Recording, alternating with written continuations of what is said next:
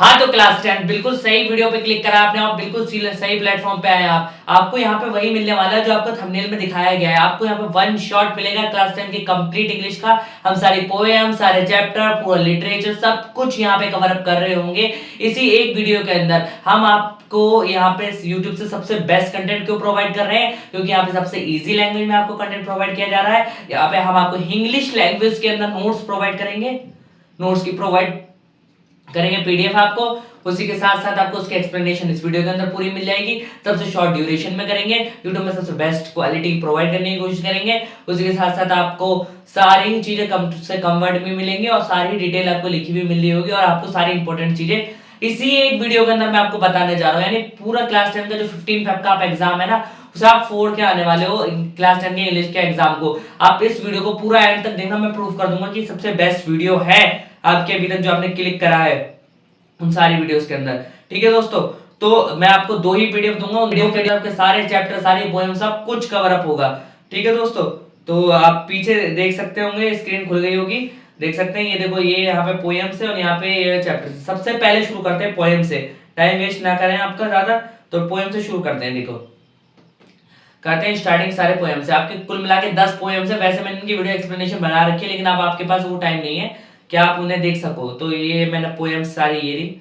ठीक है, तो पोएम शुरू करेंगे। पोएम पहली है आपकी डस्ट ऑफ स्नो। शुरू करते हैं। सबसे पहले देखो, पोएम्स कभी भी करो ना, सबसे पहले पोइट का नाम याद करो। पोइट का नाम है रॉबर्ट फ्रॉस्ट। ठीक है, हमेशा पोएम करने से पहले शुरू करो पोइट का नाम। तो रॉबर्ट फ्रॉस्ट हमारे पोइट हैं। रॉबर्ट फ्रॉस्ट जी हमारे पोइट हैं। उन्होंने रॉबर्ट फ्रॉस्ट ने ये पूरी पोएम लिखी है। ठीक है, फिर इसके बाद इस पोएम के आप आइए लाइन पढ़ते हैं। पोएम को लाइन बाय लाइन पढ़ते हैं। सबसे पहले, the way a crow shook down on me the dust of snow from a hemlock tree। यानी कि यहाँ पे एक राइमिंग स्कीम देने की कोशिश की गई है और इसके अंदर ये बताना चाह रहे हैं, आप इसके एक्सप्लेनेशन अगर समझो। The way a rock shook down on me the dust of snow from a hemlock tree। यानी कि एक कौवा उनके ऊपर से गुजरा और एक हेमलॉक ट्री था, यानी धतूरे का पेड़। ठीक है, उस पे से कुछ बर्फ पॉइंट के ऊपर गिरी। जबकि ये धतूरा और जो क्रो है, ये दोनों ना किस चीज का सिंबल है? अशुभ होने का सिंबल है। ठीक है ना, मतलब कोई गुड थिंग नहीं होगी, इस चीज का सिंबल है। बाकी आगे मैंने ऐसे एक्सप्लेन कर आपके सारे पॉइंट डिवाइस लिख रखे हैं। ये सिंबोलिज्म दे रखा है इसके अंदर। राइमिंग स्कीम आप इसकी देख सकते हो, ए बी है। ठीक है, has given my heart a change of mood and saved some part of day I had rued। यानी कि पॉइंट कहना चाहते हैं कि मैं मतलब सुबह से कुछ उदास उदास सा, कुछ गमगीन सा था, लेकिन एक कौवा एक धतूरे के पेड़ पे आके बैठा और मेरे वो वहां बैठ के वहां से उठा। मैं जब उस पेड़ के पास से गुजर रहा था तो मेरे ऊपर कुछ बर्फ गिर गई। उस बर्फ गिरने से क्या हुआ? उस बर्फ गिरने से ये हुआ कि मेरा मूड चेंज हो गया और जो मेरा बचा हुआ दिन था वो दिन मेरा सेव हो गया। तो पॉइंट कहते हैं इससे मेरे को बहुत ज्यादा फायदा हो गया और मेरा दिन सेव हो गया। यानी कि मतलब पॉइंट इसमें एक आयरनी टाइप की दिखाना चाह रहे हैं। क्यों? क्योंकि जो आपका कौवा है, जो धतूरा है, वो तो मतलब अशुभ का सिंबल है, लेकिन इससे शुभ हो गया, पॉइंट का दिन अच्छा हो गया, पॉइंट को एक पॉजिटिव मैनर मिल गया। तो ये पॉइंट बताना चाह रहे हैं रॉबर्ट फ्रॉस्ट। ठीक है, इनकी आगे एक और पोएम में पढ़ेंगे। देखो, इसका अर्थ अगर तुम पढ़ना चाहो तो पढ़ो। एक ठंडी सर्दी के दिन पॉइंट डिप्रेस्ड और दुखी होते हैं, तभी एक कौवा हेमलॉक ट्री के ब्रांच को हिलाता है, जिससे पॉइंट के ऊपर कुछ स्नो गिरती है, जिससे उनका मूड चेंज हो जाता है। ठीक है, पोएटिक डिवाइस देखो। पोएटिक डिवाइस यहाँ पे इमेजरी है। मैंने बताया तुम्हें इमेजरी सिंबोलिज्म का इस्तेमाल बहुत अच्छे से किया गया है। पॉइंट एक क्रो को इमेजिन कर रहे हैं, हेमलॉक ट्री को इमेजिन कर रहे हैं, नेचुरल सीन क्रिएट किया है, सीनरी टाइप का। ठीक है, और सिंबोलिज्म की बात करें तो देखो, क्रो जो है ये नेगेटिव इमोशन का सिंबल है और हेमलॉक ट्री जो है पॉइजनस ट्री है, तो सिंबल ऑफ सॉरो, ये दुख का सिंबल है। जबकि इससे पॉइंट को एक पॉजिटिव एटीट्यूड मिल रहा है। ठीक है, तो ये एक तरीके से आयरनी हो गई। यहाँ पे एलिट्रेशन का यूज किया गया है। He given my heart, he given my heart. ठीक है, तो एच का यहाँ पे रिपीट हुआ है। एलिट्रेशन में आपका कोई भी कॉन्सोनेंस रिपीट होता है। ठीक है, इंजेममेंट, पोएम की लाइंस बिना किसी पंचुएशन की है।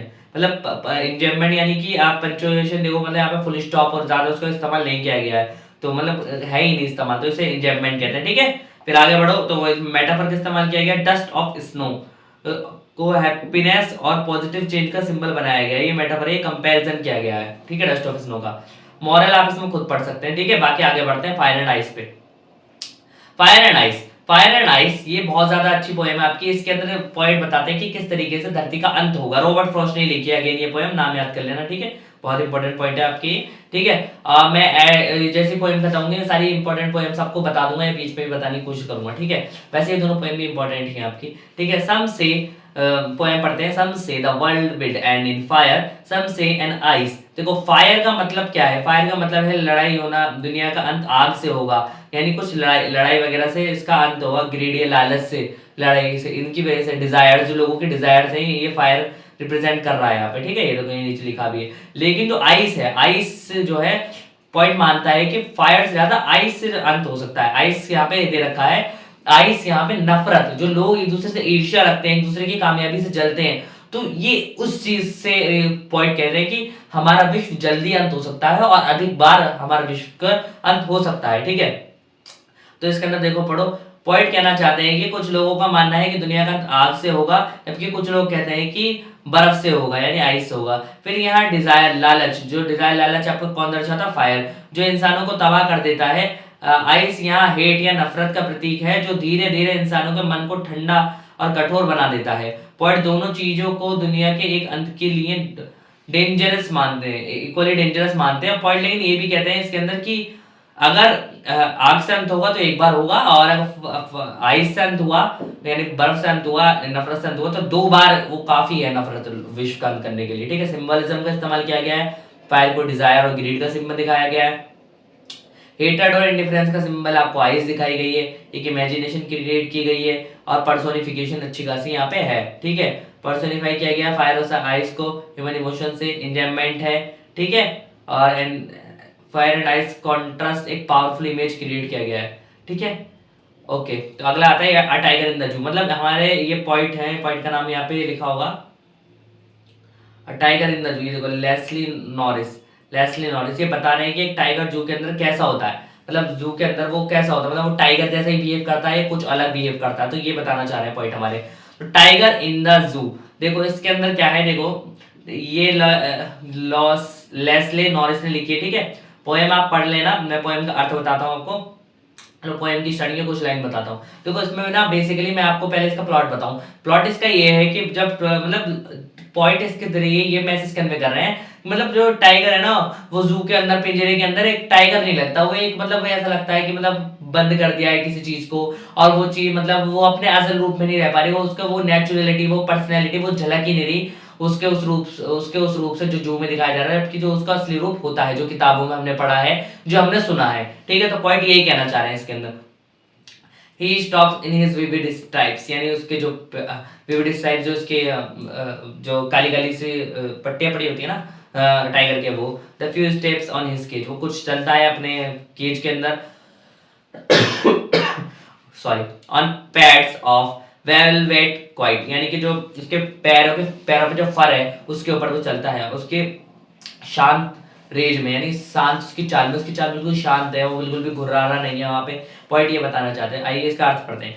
पोएम में टाइगर को जू के पिंजरे में बंधे हुए देखते हैं। टाइगर अपने वाइब्रेंट स्ट्राइप्स के साथ, मतलब जो इसके विविड स्ट्राइप्स होती है, जो झलक, जो काली काली सी इसकी स्ट्रिप्स होती हैं, वो स्ट्रिप्स के साथ केज के अंदर सिर्फ कुछ ही कदम चल पा रहा है ना। उसका स्वाभाविक नेचर दब गया है, मतलब जो उसको स्वाभाविक, मैंने कहा ना उसका नेचुरल नेचर यहाँ पे दिखा रहे पॉइंट की दब चुका है, लेकिन अंदर ही अंदर वो गुस्से में है, वो बहुत गुस्से में है कि मुझे एक बार छोड़ो फिर बताता हूँ, ठीक है।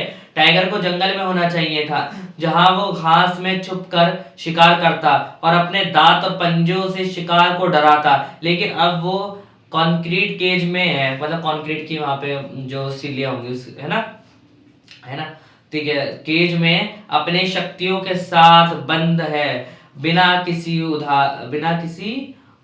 उछल उछल कूद होगा शायद यहाँ पे, ये शायद गलत दिख गया उधर के, ठीक है।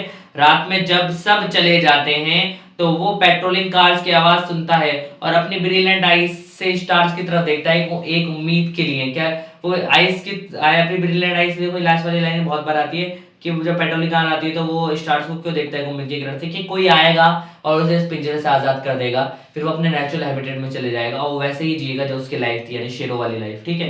पोएटिक डिवाइसेस यहाँ पे इस्तेमाल बहुत ज्यादा हुए हैं। इंजॉयमेंट है सबसे पहली चीज, तो मतलब कोई इसमें पंक्चुएशन मार्क्स वगैरह नहीं है, ठीक है। इमेजरी है, इमेजरी तो होती है पोएम्स के अंदर। कुछ ना कुछ इमेजिन आपको कराया जाता है। एलिट्रेशन है, एस की साउंड रिपीट हो रही है। स्टॉकिंग एंड लेंथ इस केस के अंदर पर्सोनिफिकेशन है, टाइगर के ह्यूमन इमोशंस जताए गए हैं यहाँ पे, ठीक है। एंड नेक्स्ट पोएम पे आ जाते हैं, how to tell wild animals. Wild animals को हम कैसे बता सकते हैं। एक ये पॉइंट है, इन्होंने पूरे फनी वे में ये पोएम लिखी है काफी, आप देखोगे मतलब कि आप देखोगे इसमें बहुत ज्यादा फन ह्यूमर टाइप का आपको दिखेगा। How to tell wild animals, ठीक है। इसके अंदर पॉइंट का नाम नहीं है, वो फुली मैं मेंशन कर दूंगा वीडियो के अंदर, ओके ओके।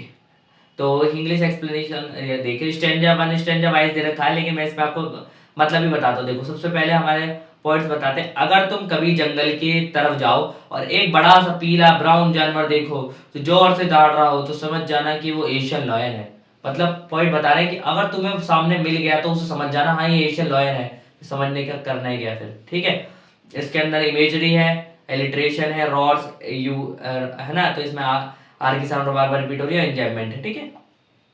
स्टैंजा के अंदर स्टैंडर्ड नंबर सेकंड में फिर वो हमें अगला एक और बताते हैं बंगाल टाइगर के बारे में। पहले एशियन लायन, फिर बंगाल टाइगर, फिर आगे अलग अलग एनिमल्स के बारे में हमें बता रहे हैं। बंगाल टाइगर को आप कैसे पहचानोगे, जब तुम जंगल में घूम रहे हो, एक सुंदर सा वाइल्ड बीस्ट मिले जिसके पीले रंग के ऊपर ब्लैक स्ट्रिप्स हों और वो तुम्हें खाने की कोशिश करे, तो वो बंगाल टाइगर है। मतलब बहुत प्यारा सा बीस्ट आपको मिलेगा, बीस्ट वो भी प्यारा, देख रहे हो, तो वो आपको मिलेगा और वो आपको खाने की कोशिश कर रहा हो तो समझ जाना हाँ बंगाल टाइगर के सामने आ गए हो आप, ओके। इसमें भी देख लेना आप, इमेजरी है, ह्यूमर है और राइमिंग इसकी मे बी ए बी है, ए बी है, ए बी बी, ओके।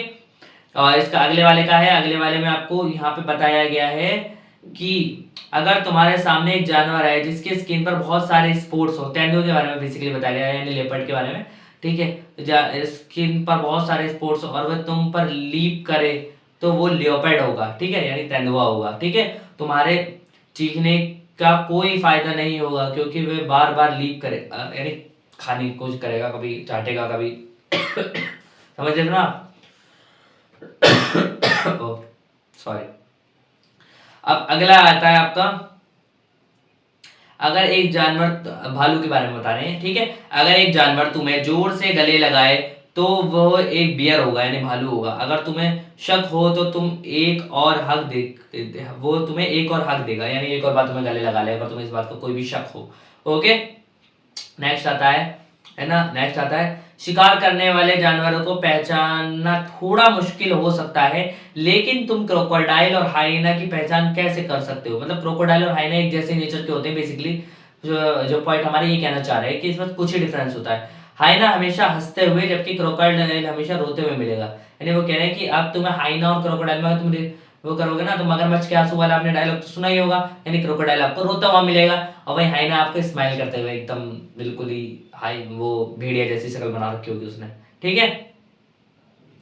चामिलियन, चामिलियन यानी गिरगिट जो होती है। चामिलियन एक छोटी सी छिपकली जैसा होता है जिसके कान होते हैं और ना ही विंग्स, जिसके ना कान होते हैं और ना ही विंग्स होते हैं। अगर तुम पेड़ पर कुछ ना देखो तो वहां चामिलियन होगा, यानी तुम्हें लग रहा है कि यहाँ पे पेड़ पर कुछ भी नहीं होगा, मतलब वहां पे चामिलियन तो पक्का ही पक्का है, समझ रहे हो। तो ये एक ह्यूमरस पोएम थी, वैसे बहुत ज्यादा इंपॉर्टेंट तो नहीं है लेकिन हाँ इसका भी आ सकता है, आप एक बार पढ़ा तो दिया ही है मैंने आपको।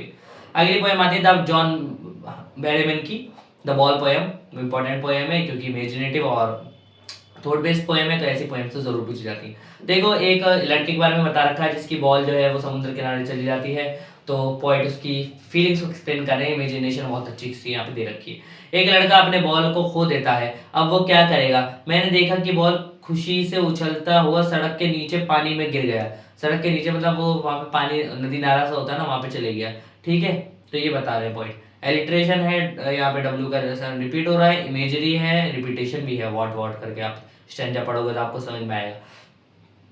लड़के को यह समझाना बेकार है कि और बॉल्स मिल जाएंगी, वो गम से भर गया। मतलब अब आप बच्चे, एक छोटा बच्चा है उसका कोई खिलौना चल जाता है ना, तो वो एकदम से आप उसे नया ला के दोगे तो वो जल्दी समझे, नया लाना तो खैर आगे की बात हो गई। इसमें पॉइंट कह रहे हैं कि आप उस टाइम पे उसे समझाने जाओगे ना, उसे एक्सप्लेन करोगे, देखो हम आपको दूसरा दिला देंगे या कोई बात नहीं, होता ही रहती चीजें, तो उस टाइम पे नहीं समझेगा। उसके लिए वो उस टाइम पे सबसे precious, most precious thing of world है, ठीक है। तो पॉइंट ये कह रहे हैं, लड़के को यह समझाना बेकार है कि और बॉल्स मिल जाएंगी, वो गम से भर गया है जब उसने अपने बॉल को पानी में गिरते देखा। एक नए बॉल का कोई मतलब नहीं, अब उसे पहली बार जिम्मेदारी का एहसास होता है। यानी कि अब ये जो इंसिडेंस हुआ है ये उसके लिए भी सॉरोफुल तो है, मतलब दुख तो उसे दे रहा है, लेकिन वो उसके मैच्योरिटी की तरफ लेके जा रहा है। उसे पहली बार एहसास हुआ है कि हाँ, हर चीज पे अपना काबू नहीं होता, तो हमें कुछ चीजें खो के आगे बढ़ना होगा। तो अब उसे जिम्मेदारियों का एहसास होना चालू होगा। पॉइंट ये सिंबलाइज करना चाह रहे हैं यहाँ पे, ठीक है। ओके, आगे बढ़ते हैं। लड़का अपने दुखी आंखों के पीछे जीवन का एक बड़ा सबक सीख रहा है। मतलब वो इस टाइम पे वो एक बहुत ज्यादा बड़ी मॉरलिटी, एक बहुत ज्यादा बड़ी थॉट को अपने अंदर पैदा कर रहा है और बहुत ज्यादा बड़ा जीवन का सबक यहाँ पे सीख रहा है। क्या क्या सीख रहा है? कोई भी चीज वापस नहीं आती, यानी कि कोई ना कोई चीज तुम आगे खोओगे लाइफ में तो वो वापस नहीं है। हर आदमी को ये सीखना पड़ता है और ये इंपॉर्टेंट है। ये पॉइंट समझा रहे हैं। बाकी आगे बढ़ते हैं। अमांडा, ये बहुत ज्यादा इंपॉर्टेंट पोएम है, इसमें से बनता ही ये जरूर, ठीक है। अमांडा जो है एक अमांडा पोएम के मैं आपको बताऊं तो अमांडा पोएम लिखी है रॉबिन क्लीन ने। ये एक ऐसी लड़की है जो अपनी ख्वाबों में खोई रहती है। इसे कोई फर्क नहीं पड़ता, कोई डांट रहा है, कोई कुछ कह रहा है, कोई कुछ कहता है तो ये अपने और दूसरी दुनिया में चली जाती है, ठीक है। तो ये इस तरीके की लड़की है। तो इसके अलग अलग भाव है जो इस पोएम में पॉइंट प्रकट करने की कोशिश की है। तो इसकी मम्मी से अक्सर करके डांटती हैं क्योंकि इसकी हरकतें ही ऐसी होती हैं, ठीक है। सबसे पहले आपका स्टेप जाता है, अमांडा की माँ उसे डांट रही है कि वो अपने नेल्स ना खाए। मतलब वो अपने नेल्स अपने दांतों से चबा रही होती है, तो वो कहते हैं बेटा ऐसा मत करो, ये सही नहीं है, सीधे बैठकर अच्छे से अपने शोल्डर्स रखो। यानी कि अमांडा जब वो बैठती है तो ऐसे झुक के बैठती है, तो उसकी मॉम कहती है नहीं बेटा अमांडा सीधे बैठो। वो कहते हैं अपने नाखून मत चबाओ, सीधे बैठो, एक स्टैंडर्ड बच्चे की तरह बैठो, है ना। लेकिन अमांडा तो नहीं सुनती। अमांडा फिर क्या है, अमांडा को जैसी डांट पड़ती है वो इमेजिनेशन में चली जाती है, उसकी आदत है ये। फिर अमांडा इमेजिनेशन में चली जाती है, अपनी इमेजिनेशन में सोचती है कि वह सुकून भरे समुद्र में एक मरमरेड है और खुशी से तैर रही है। यानी कि वो सुकून भरा समुद्र है और एक मरमरेड है, उस मरमरेड उसमें वो आराम से तैर रही है, कोई उसे कुछ कहने वाला नहीं है, ठीक है। फिर आ जाते हैं अगले स्टेंजा पे। फिर उसकी मम्मी फिर डांट रही है, ठीक है। देखो इसमें एक पैरा में उसकी मम्मी डांट रही है, एक पैरा में अमांडा कुछ सोच रही है, बस यही है। Did you finish your homework, Amanda? Did you did your room, Amanda? I told you to clean your shoes, Amanda. मतलब उसकी मम्मी कह रही है कि मैंने तुमसे कहा था अपने जूते साफ करो, मैंने तुमसे कहा था होमवर्क करो, मैंने तुमसे कहा था अपना रूम साफ करो, तुमने कुछ भी नहीं करा अमांडा। इंस्टेड कि वो उसके जवाब देती है, उसकी जगह अमांडा अलग सोच में चल जाती है। वो अपने आप को एक ऑर्फन समझने लगती है, ऑर्फन यानी अनाथ, ठीक है। तो क्या सोचती है, अपनी इमेजिनेशन में अमांडा एक अनाथ बच्चे बन जाती है जो खुले रास्ते में अकेले घूम रही थी और उसके लिए शांति और आज़ादी बहुत अनमोल है। मतलब उसे आज़ादी मिल चुकी है, वो इस सपने में सोच रही होती है और नंगे पैर वहाँ पे वो सड़कों पे घूम रही है एक ऑर्फन बच्चे की तरह, ठीक है। जबकि उसे पता नहीं है कि वर्ल्ड की रियलिटी कितनी हार्श है, ठीक है। अब फिर उसकी मम्मी फिर उसे डांटती है, डोंट ईट चॉकलेट अमांडा, मतलब अमांडा चॉकलेट मत खाओ, तुम्हें एक नया आ जाएंगे। तो ये उसकी मम्मी समझा रही होती है उसे, है ना। लेकिन फिर वो सोच में पड़ जाती है। अमांडा अपने आप को रुपेंजल समझ रही है। रुपेंजल क्या है? देखो रुपेंजल आपने शायद गर्ल्स को तो पता होगा, बॉयज को तो शायद कब पता होगा। वैसे रुपेंजल एक कहानी थी, इसमें एक कैरेक्टर होता है जिसका नाम रुपेंजल है, उसको बहुत लंबे बाल होते हैं, एक मतलब 2-3 मंजिल बड़े बाल होते हैं, तो वो रुपेंजल समझ रही होती है अपने आप को। अपने आप वो उसकी मॉम जो होती है वो उसे कहीं बाहर नहीं जाने देती। क्यों? उसके पीछे बहुत बड़ी स्टोरी, रुपेंजल की आप स्टोरी पढ़ोगे, क्योंकि वो एक चुड़ैल होती है, उसे उठा लाती है बचपन में। तो ये सारी स्टोरीज होती हैं, ठीक है। अमांडा अपने आप को रुपेंजल के रूप में सोचती है जो एक शांत टावर में रह रही होती है, क्योंकि रुपेंजल भी एक टावर में रह रही होती है, टावर में रह रही होती है और अपने बालों को कभी भी नीचे नहीं लटकाती। अब आप कहोगे बालों को नीचे लटकाने से क्या मतलब है? कि रुपेंजल जो थी उसकी मॉम जो है ना, मतलब वो टावर ऐसा था कि कोई ऊपर ना आ पाए, तो उसके मॉम ने क्या करा था, कोई जीने वीने कुछ नहीं बनवा रखे थे, बहुत ऊपर जाके एक मंजिल बनी हुई थी बस। तो उस पर वो कैसे जाती थी, रुपेंजल अपने बाल गिराती थी, वो उसे पकड़ते थे उसकी मॉम और फिर वो उस पर खिड़की से अंदर आ जाती थी, ठीक है। तो ये तरीका था। लेकिन रुपेंजल सोचती है, मतलब अमांडा सोचती है कि मैं रुपेंजल हूँ और मैं अपने बाल भी नहीं गिराऊंगी कि कोई मुझे परेशान करने आ भी नहीं पाएगा, ठीक है। फिर आगे बढ़ते हैं। Stop that sulking at once, you are always so moody Amanda, anyone would think that I need at you Amanda. Amanda की माँ उसे डांट रही है और कह रही है कि तुम हमेशा दुखी क्यों रहती है अमांडा, लोग ये सोचेंगे कि हम तुम्हें दुखी रखते हैं, ठीक है। तो यहाँ पे ये खत्म हो जाती है पोएम, ठीक है। फिर नेक्स्ट देखो, हर एक पोएम मैंने एक एक पेज में कराने की कोशिश की है। अगला आ जाते हैं, अगले स्टैंजा पे आ गए। अगले स्टैंजा पूरी अगली पोएम पे आ गए हम। अगली पोएम है आपकी द ट्रीज बाय एड्रिनिया रिच, ठीक है। द ट्रीज, इसमें ट्रीज का महत्व पढ़ाया गया है। ट्रीज से यहाँ पे आपको सिंबलाइज किया गया है, किसे सिंबलाइज किया गया है? ट्रीज को यहाँ पे सिंबलाइज वुमेन्स को किया गया है, ठीक है। अब आप कहोगे कैसे, तो पोएम समझते हैं फिर बताएंगे। पेड़ घर के अंदर है लेकिन वो वहां के लिए ठीक नहीं लगते, उनकी शाखें खिड़की के पास जाने की कोशिश कर। पेड़ यहाँ पे ये बताया जा रहा है 19 सेंचुरी के अमेरिका, इंग्लैंड और यूरोप का कल्चर बताया जा रहा है, जब वहां पे महिलाओं को इतना महत्व नहीं था, लेकिन महिलाएं जो है बहुत प्रोग्रेस कर रही थी, वो कंधे से कंधा मिला के चल रही थी पुरुषों के साथ, तो इस वजह से वो बहुत ज्यादा आगे बढ़ रही थी। तो इसी चीज को बताया जा रहा है कि हाँ वो कैसे महिलाएं आगे बढ़ी, तो उससे फिर क्या हुआ, मतलब उससे जो है वो कैसे आगे बढ़ रही, तो मतलब ये पूरा प्लॉट है इस स्टोरी में, आगे पढ़ते हैं। तो ये पेड़ को यहाँ पे वुमेन से सिंबलाइज करा गया है, ठीक है, पेड़ को यहाँ पे वुमेन से सिंबलाइज करा गया है। ओके दोस्तों, ठीक है दोस्तों, तो पेड़ से यहाँ पे वुमेन्स को सिंबलाइज करा गया है। ओके, तो स्क्रीन देखो आप, पेड़ से यहाँ पे वुमेन्स को सिंबलाइज करा गया है पेड़ से, ठीक है, तो पेड़ से यहाँ पे वुमेन्स को सिंबलाइज करा गया है। Trees are described as straining and shuffling imagery small twigs stiffs, ठीक है। आइए, तो पेड़ घर के अंदर हैं लेकिन वो वहां के लिए ठीक नहीं लगते, उनकी शाखाएं खिड़की, मतलब जो महिलाएं हैं उनका टैलेंट घर के अंदर है लेकिन वो टैलेंट वो बाहर जाना चाह रहा है दुनिया से, ठीक है ना, की कोशिश कर रहे हैं। जैसे कि हॉस्पिटल से नया नया डिस्चार्ज हुआ कोई पेशेंट दरवाजे की तरफ जाने की कोशिश कर रहा है, इस तरीके से वो बताने की कोशिश करी है, पॉइंट है ना। फिर वो सेकंड स्टेटमेंट में बता रही है, एक जंगल जो अब तक खाली था, जहां ना कोई पंछी बैठा, ना कोई कीड़ा छुपा और ना ही धूप का साया बना, वो अब सुबह तक पेड़ों से भर जाएगा। मतलब वो कह रही है कि अब महिलाओं के उठने का टाइम आ गया, उनके सशक्त होने का टाइम आ गया, अब वो धीरे धीरे करके आगे बढ़ रही हैं। और जो सोसाइटी पैट्रियार्की सोसाइटी थी वो मैट्रियार्की सोसाइटी की तरफ बढ़ रही है। ओके, ठीक है, तो आगे बढ़ते हैं। रात भर पेड़ों की जड़ें वीरांदा के फर्श से निकलने की कोशिश करती हैं, उनकी पत्तियां और शाखाएं खिड़की तक पहुंचने की कोशिश करती हैं। यानी कि जो उनकी जो पत्ती और शाखाएं थी, यानी कि मतलब जो पेड़ थे वो आगे बढ़ने की कोशिश कर रहे हैं, मतलब महिलाएं आगे बढ़ने की कोशिश कर रही हैं, वो पूरी अपनी तरफ से कोशिश कर रही हैं, ठीक है। रात का वक्त है, रात का वक्त यानी कि अभी बहुत ज्यादा अंधेरा है, वो पेड़ों को उगने नहीं दिया जा रहा, मतलब अभी सोसाइटी की सोच बहुत ज्यादा पैट्रियार्की है, ठीक है।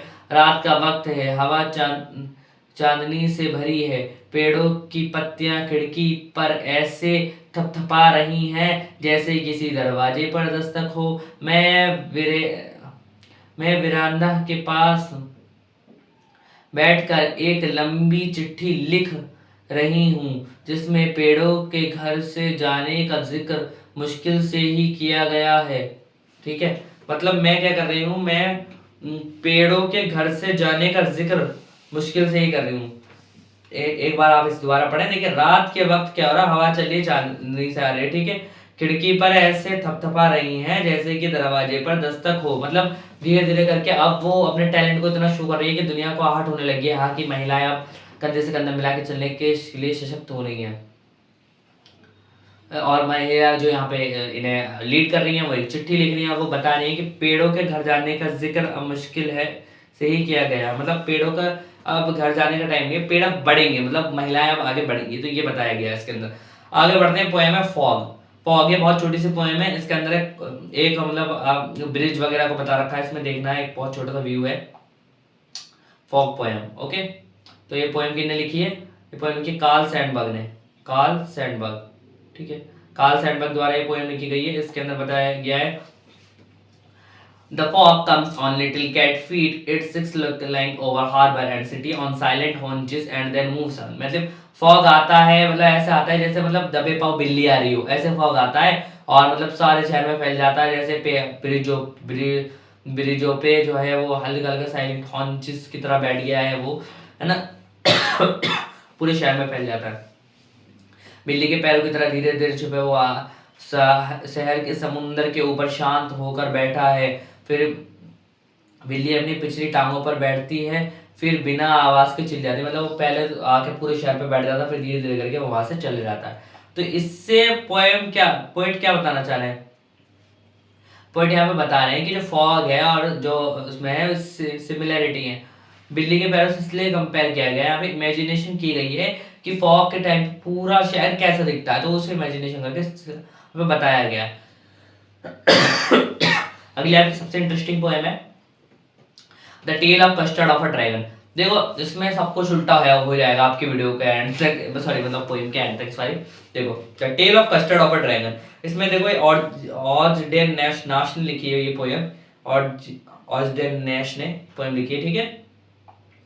इसके अंदर देखो पढ़ते हैं, देखो बेलिंडा एक लड़की का नाम है यहाँ पे, ठीक है, तो जिसका एक घर है। बेलिंडा एक छोटे से सफेद घर में रहती है जहां उसके साथ एक काली बिल्ली, एक गिरे चूहा, एक पीला कुत्ता और एक लाल वैगन था। लाल वैगन नहीं, ड्रैगन हुआ, सॉरी, है ना, लाल ड्रैगन था। सबसे अजीब था उसका छोटा पैट ड्रैगन। अच्छा, लाल वैगन अलग था, red wagon and little red wagon, ठीक है, छोटा लाल वैगन था। सबसे अजीब था उसका छोटा पैट ड्रैगन, जो उसका छोटा पैट, सबसे छोटा पैट था उसका ड्रैगन, मतलब ड्रैगन सबसे छोटा, देख रहे हो, ठीक है। ये क्यों अजीब था आप इसे आगे देखना। काले बिल्ली का नाम इंक था, ग्रे चूहे का नाम ब्लिंक था, ठीक है, और पीले कुत्ते का नाम मस्टर्ड था, लेकिन ड्रैगन कावर्ड था। लेकिन जो मस्टर्ड जैसा तेज था, लेकिन जो ड्रैगन था, ड्रैगन कावर्ड था, मतलब ड्रैगन जो है वो कायर था वह, ठीक है, इसलिए इसका नाम कस्टर्ड था, ठीक है। तो ये बता रखा है, ये वैगन वाला शायद गलती से ऐड हो गया होगा, ठीक है। बाकी आगे बढ़ते हैं। कस्टर्ड के बड़े तीखे दांत थे, मतलब कस्टर्ड दिखने में बहुत डेंजर था, उसके बड़े तीखे दांत थे, पीठ पर कांटे, पांव पर छुरी जैसे पंख थे, है ना। फिर भी वो डरपोक था, मतलब सबको लगता था वो डरपोक है, उसे भी यही लगने लग गया था, हाँ मैं डरपोक हूँ, ठीक है। फिर उसके बाद क्या हुआ, बेलिंडा और उसके पेट्स बहुत बहादुर थे, जबकि कस्टर्ड डर के मारे एक सेफ पिंजरे की मांग करता था। मतलब बेलिंडा बताती है कि वो जो है वो एक भालू जितनी ताकतवर है, ठीक है, और इंक और बिलिंग अपने आप को लॉयन जितना ताकतवर बताते हैं, मस्टर्ड अपने आप को एक टाइगर जितना ताकतवर बताता है। लेकिन कस्टर्ड कहता है मुझे तो भाई तुम एक पिंजरा दे दो शांति से, मैं तो इन सबसे दूर ही रहूंगा, ठीक है। कस्टर्ड जो है यहाँ पे, ये आपका ड्रैगन है, ये बहुत ज्यादा मतलब डरपोक सा दिखाया है यहाँ पे, ठीक है। जब एक मतलब क्या होता है, एक दिन एक अलग सीन हो जाता है, क्या होता है कि मतलब उस सीन के अंदर क्या होता है, मतलब पूरा सीन क्रिएट किया गया है इसके अंदर कि एक पायलट आ जाता है उनके घर के अंदर, मतलब एक सडनली एक पायलट एंटर कर जाता है। तो क्या होता है, पायलट जैसे अंदर आता है ना, तो उसका चूहा सबसे पहले भागता है, जो चूहा अपने आप को बहुत ताकतवर बताते हैं, चूहे और कुत्ते वो भागते हैं। उसका जो चूहा कुत्ता और बेलिंडा भी बहुत जल्दी भाग जाती है, वो भी डर जाती है। लेकिन जो कस्टर्ड है, कस्टर्ड बड़े बहादुर से उसका सामना करता है, उस पर आग फेंकता अपनी नाक से और उसे बड़ा सा मुंह खोल के खा जाता है उसे। अब सब डर जाते हैं ये क्या हुआ, लेकिन कस्टर्ड ये कर देता है, लेकिन कोई भी उसकी बात मानने को राजी नहीं होता कि मतलब सब कहते हैं कि तुमने अचानक से कर दिया, ये इससे कोई फायदा नहीं है, ये है, मतलब सब उसे कस्टर्ड को इग्नोर कर रहे होते हैं, कोई भी ये नहीं मानता। फिर भी सब अपने आप को बहादुर मानने होते हैं, कस्टर्ड अपने आप को कायर ही मानना होता है। कस्टर्ड कहता कोई दिक्कत नहीं, मुझे तुम कायर ही रहने दो, ठीक है। तो ये पोएम थी बेसिकली। अब अगली आती है फॉर एन्ने गेरेगेरी बाय विलियम बटलर ईट्स, ठीक है। फॉर एन्ने गेरेगेरी, ये एन्ने गेरेगेरी के ऊपर एक पोएम है, पूरी क्लास 10 सिलेबस की आखिरी पोएम है, ठीक है। इसमें बताया, देखो अब इसमें मतलब ये बता रहे हैं कि मतलब एक इसमें एग्जांपल दिया गया है गर्ल के ऊपर कि अगर गर्ल के ऊपर हो या मैन के ऊपर, उन्होंने बोला है कि कहते हैं अगर हमें किसी व्यक्ति से लगाव रखना है, किसी व्यक्ति से प्रेम करना है, तो उसके इनर ब्यूटी को देख के करना होगा, ना कि उसके ऊपर की ब्यूटी को। मतलब आप देखना कि कोई इंसान अगर दिखने में अच्छा है, तो ये पूरी पोएम में यही कह रखा है कि अगर कोई इंसान अच्छा है, उसके बड़े बड़े पीले हेयर्स हैं, है ना, कोई इंसान गोरा है, तो इसका मतलब ये नहीं कि उसका स्वभाव अच्छा होगा, उसका दिल और नेचर जो अच्छा होगा ना, वो ज्यादा मायने करता है। उसका दिल और नेचर अच्छा हो, ये आपको ध्यान रखना पड़ेगा। अगर आप किसी व्यक्ति से लगाव रखेंगे, अगर किसी व्यक्ति को आपने समझा है, आपने पसंद किया है, तो आप उस व्यक्ति को सबसे पहले उसकी आदत से पसंद करें, ना कि उसके पैसे या उसके लुक से पसंद करें, ओके। तो यही इस पोएम का सार है पूरा, ठीक है ना। इसमें बता रखा उनकी तारीफ करके कि उनके हनी कलर्ड हेयर थे और ये था वो था, लेकिन दिल के वो कैसे थे उस हिसाब से उसमें बताया है कि हाँ, अगर दिल का इंसान अच्छा होगा, फीलिंग्स अंदर से अच्छी होंगी, तो हाँ, तो वो इंसान अच्छा है, ठीक है। कोई भी तुम्हारी बाहरी ब्यूटी से मतलब प्रेम नहीं करता, कोई भी हमेशा इनर ब्यूटी से जो है आपसे लगाव रखता है। आपका दोस्त है, वो आपको लुक देख के आपके साथ नहीं बैठता, आपका दोस्त है, वो आपका बातों से आप उसके जैसी बातें करते हो, आप उसके लेवल के, तो उस हिसाब से बातें करता है, ठीक है। तो आई होप आपको समझ में आ गया हो। तो इसी के साथ दोस्तों हमारी सारी पोएम्स खत्म हो गई हैं। पोएम्स हमने ओनली 28 मिनट्स या 29 मिनट्स अराउंड निपटा दी हैं। अब आ जाते हैं चैप्टर्स के ऊपर। वाह, बहुत जल्दी हमने आपकी पोएम्स निपटा दी हैं। ओके, सॉरी, मैं दोबारा पोएम्स पे रिटर्न करिए। आओ चैप्टर्स के ऊपर आते हैं। तो चैप्टर्स आपके यहाँ पे आप समझेंगे। चैप्टर्स तो आपके और भी ज्यादा इजी हैं, ठीक है। तो चैप्टर्स अभी आपके पीछे खुल रहे हैं, आप देख रहे होगे कैसे? हाँ, खुल गए।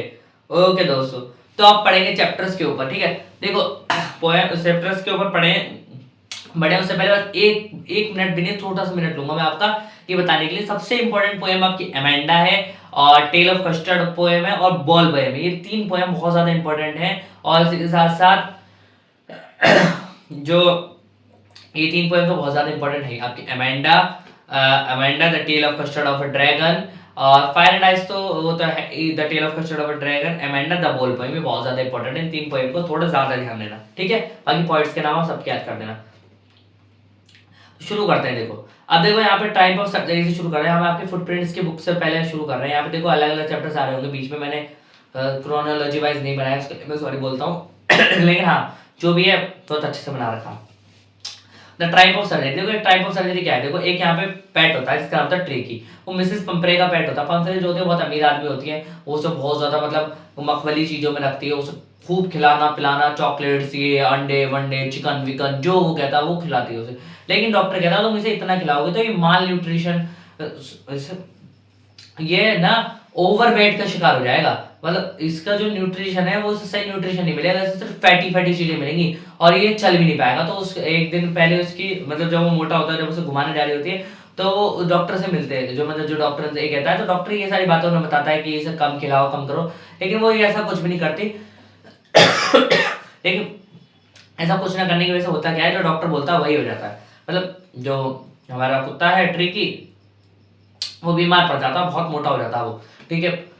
पैट यहाँ पे बता रखा होता है, आइसक्रीम चॉकलेट वगैरह जो है। ट्रिकी का हेल्थ प्रॉब्लम होती है, वैसे इतने ओवर फीडिंग होने के बाद ट्रिकी मोटू और लेजी हो जाता है, ना वो प्रॉपर्ली वॉक कर पाता है, ना प्ले, ना वो खेल पाता है। मिसेस पंपरे टेंशन में आ जाती हैं। फिर डॉक्टर हेराइट आते हैं। डॉक्टर हेराइट ही नहीं बताया था इन्हें पहले, है ना। तो डॉक्टर हेराइट फिर एंट्री होती है, री एंट्री होती है उनकी, कि वो देखते हैं, क्या समझ जाते हैं कि ट्रिकी को प्रॉब्लम क्या है। ट्रिकी को प्रॉब्लम है कि उसे कम खिलाया जाए, ठीक है। वो मिसेस पंपरे को कन्विंस करते हैं कि उसे कुछ दिन आप क्लिनिक में छोड़ दें। तो ट्रिकी का ट्रीटमेंट क्या करते हैं आप देखो। अब यहाँ पे कोई सर्जरी नहीं होती, डॉक्टर हैरिट सिर्फ ट्रिकी के डाउट कंट्रोल करते हैं। कैसे डाइट कंट्रोल करते हैं? 2 दिन 3 दिन तक उसे सिर्फ पानी पिलाते हैं और बाकी कुछ भी नहीं देते। बाकी जो नॉर्मल कुत्ते होते हैं उनके साथ उसे दौड़ा लगवाते हैं, और उसे खाने के लिए दौड़वाते हैं। मतलब उसे सब कुछ पड़े पड़े मिल जाता, स्वीट की तरह उसका पेट बाहर आ गया था। तो ये सब चीजें करना करवा के उसे फिजिकल एक्सरसाइज करवाना, उसे डाइट प्रॉपर मेंटेन करना, ये सब करते हैं, और ट्रिकी बिल्कुल फिट हो जाता है। फिर जब लगभग 15-20 दिन हो जाते हैं, तो उसके बाद मिसेस पंपरे को जो ट्रिकी मिल जाता है वापस। तो फिर क्या होता है, मिसेस पंपरे ट्रिकी को वापस देखती हैं तो वो शॉक हो जाती हैं और खुशी से बाहर जाती हैं। बाहर क्या जाती मतलब कार में देखती हैं ट्रिकी को, उसे ले जाते हैं डॉक्टर हैरिट को। वो इसके टाइप ऑफ सर्जरी बोलती हैं, कहती हैं अरे वाह ये तो चमत्कार हो गया, एक सर्जरी का चमत्कार हो गया। तो वो इसे कहते हैं, जबकि ये सिंपल ये था कि मतलब ज्यादा खिलाना पिलाना भी सेहत के लिए हानिकारक है।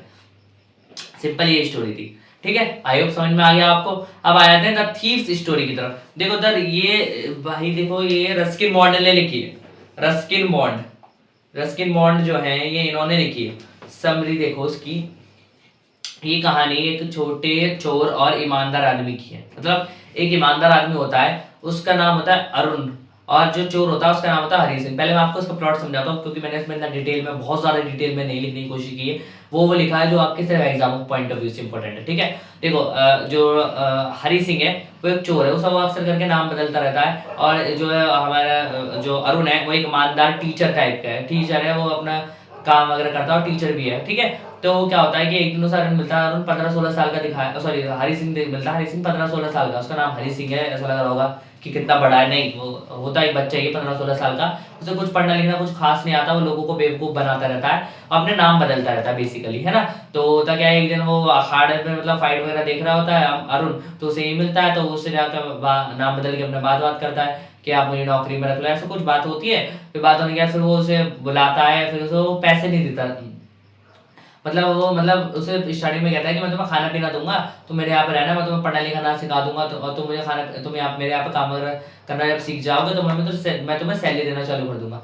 तो ये दोनों के बीच में म्यूचुअल ट्रस्ट बन जाता है। लेकिन एक दिन क्या होता है कि वो चोर तो चोर ठहरा। वो एक दिन क्या इकट्ठे जो जब अरुण उस पर ट्रस्ट करने लगता है हरी सिंह पे, तो वो इकट्ठे पैसे उठा के रात को भाग जाता है। बहुत सारे काफी सारे पैसे में बता रखे हैं, 600 रुपये चुरा लेता है वो, 600 रुपये चुराता है। तो 600 रुपये चुरा के वो भाग जाता है। फिर भाग के क्या होता है, जब वो ट्रेन स्टेशन पे बैठा होता है तो उसे बहुत अफसोस होता है। फिर वो वापस आता है, फिर वो इसके गिल्टी फील होता है। फिर वो वापस आके उससे सारे पैसे दे देता है और वहीं के वहीं रख देता है पैसे और सो जाता है। तो अरुण को ये सारी बात पता होती है, लेकिन अरुण ऐसा रिएक्ट नहीं करता, उसकी जिंदगी सुधर जाती है। तो बेसिकली ये है, आओ समझते हैं।